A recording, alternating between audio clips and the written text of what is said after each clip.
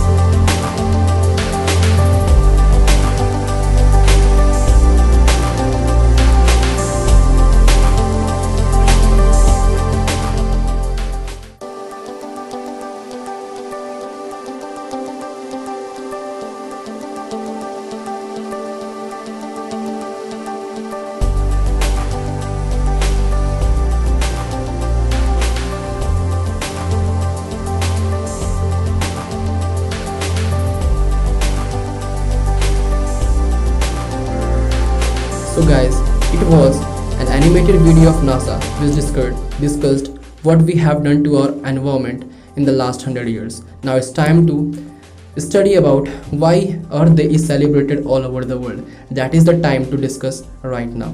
So the Earth Day is celebrated every year to raise the awareness about environmental issues, to remind ourselves about sustainable development goals which is set to every country by Paris Agreement, and also to remind the special code that we have not inherited this earth from our forefathers, but we have borrowed it from our children. So we must definitely hand it over to our children with a great care.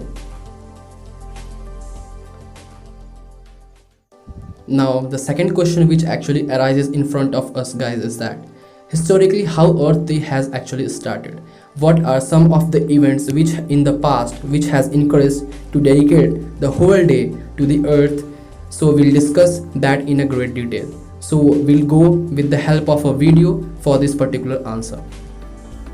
So the Earth Day is celebrated worldwide to raise awareness about the environmental issue. The idea of the Earth Day came after the massive oil spill in Santa Barbara in California in 1969, and for that, former US Senator Gaylord Nelson wanted to raise awareness about air and water pollution. So he created the Earth Day, and since then 22nd April is actually celebrated as the Earth Day all over the world. and which actually falls between the final exams. Now, on April 20, 1970, 20 million Americans demonstrated for a healthy and sustainable environment, which has actually resulted that it actually resulted the creation of the US Environment Protection Agency, passage of Clean Air Act, passage of Clean Water Act, and passage of the Endangered Species Act also. Now guys, more than 192 countries observe Earth Day, making it the largest secular observance in the whole world. Now, since we are discussing now, we are going to relate this particular issue with the current ongoing pandemic situation. So, the question is that what were the pre-coronavirus situation of the environment? So that global warming was at its peak, GHGs were released in huge amount, water pollution was at its peak, and we can actually understand with the help of a graph that fossil CO2 emissions since a century long has always been increased, it has never gone down.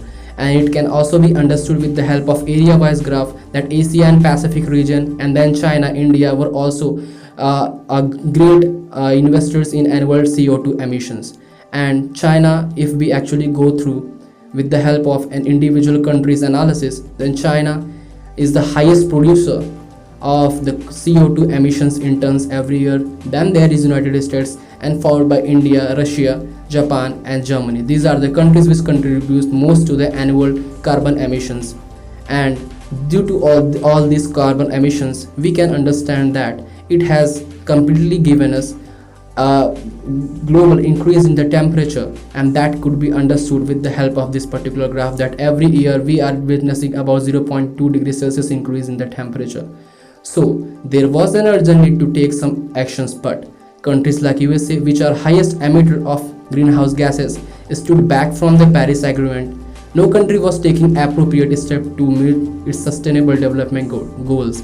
So nature took the remedy by itself. That is, according to me, that is the ongoing pandemic situation is we actually know that it is not the good thing for the world right now, but it is actually only the remedy which has nature took to maintain its health, flora, fauna, and maintain its average temperature so that we can live healthily on the earth. Now we can compare it with the help of post-coronavirus situation of the environment. So post-coronavirus situation is that emissions of greenhouse gases has gone drastically low, water pollution has reduced, and most of the rivers water is quite fresh now. Also, NO2 emissions has decreased much in China, Italy, and global warming is lesser now. We could actually understand with the help of some graph and graphical figures. This figure actually shows the air of in Italy before and after lockdown, which shows that air is completely quietly clear, the hazy environment is clear, and there is a better environment right now in Italy. And also this video shows the fluctuation of nitrogen dioxide over Europe, and the reduction of emissions is particularly visible in northern Italy, which coincides with its nationwide lockdown to prevent the spread of the coronavirus.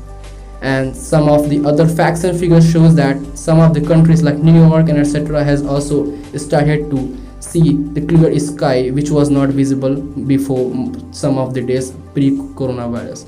And report also says that CO2 emissions likely to fall 6% due to outbreak. That is a good thing for the environment. And according to BBC report, air pollution and CO2 has fallen rapidly as the virus spread and the lockdown has actually been imposed in the country. So the temperature is also going down right now. The Washington Post says that due to the coronavirus silver lining, which is actually has done some of the lockdowns in the countries, due to that air quality is also improving all over the world. And with the help of this particular graph, we could actually understand the situation in China, which actually suggests that in Shanghai, Nanjing, and Wuhan, the average NO2 levels has gone quite low post lockdown situations. So guys, we have completely discussed the topic globally. Now it's time to discuss the impact of lockdown and coronavirus on our country, India. That is really very much important to know that what are the impacts of these things on India. So this image actually is the NASA satellite image, which actually shows about that the aerosol optical depth since 2016, 17, 18 has actually risen very much. But right now, from this particular another slide, we can understand that since 2019 it has decreased. Now in the third, from the third image, it is clear that post lockdown the aerosol optical depth has gone quietly low. Aerosols are some of the things which actually contribute to the hazy environment and which leads to asthma and all of these things. So with the help of this, the lockdown effects in India is also that the air quality index in Delhi, Mumbai, Kolkata, Bangalore, Chennai have improved drastically, and these are some of the authenticated reports which says that the air quality index, the aerosol depth, these all have been improved in India, and hence we can live in a better atmosphere post coronavirus right now. In India, according to Washington Post, life has been brought under blue skies and clean air post coronavirus lockdown. And moreover, the best thing we could actually see is with the help of the most polluted river in our country, that is the Yamuna river.